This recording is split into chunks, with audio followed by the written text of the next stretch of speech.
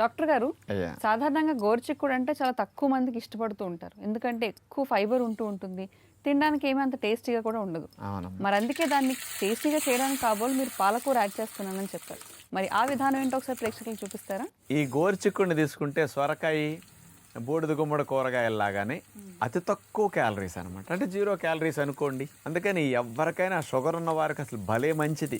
Okay. ఎందుకంటే high fibre కాబట్టి ఈయనలమ్మట ఉండే ఫైబర్ రక్తం లోపలికి చక్కెర వెళ్ళకుండా ఉంటుంది, కొవ్వుగా మారకుండా ఉంటుంది, బరువు పెరగకుండా ఉంటుంది, ఇన్సులిన్ రెసిస్టెన్స్ తగ్గిస్తుంది.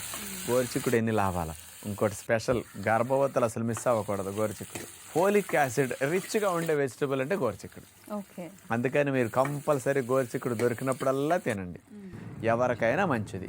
మరి అలాంటి గోరుచిక్కుడిని ఉప్పు వేయకుండా, నూనె వేయకుండా టేస్టీగా ఎలా చేసుకోవాలో పాలకూర సపోర్ట్తో ఇప్పుడు చూడండి. హై ఫోలిక్ యాసిడ్ పాలక్ గోరుచిక్కుడు స్పెషల్ కర్రీ తయారు చేయడానికి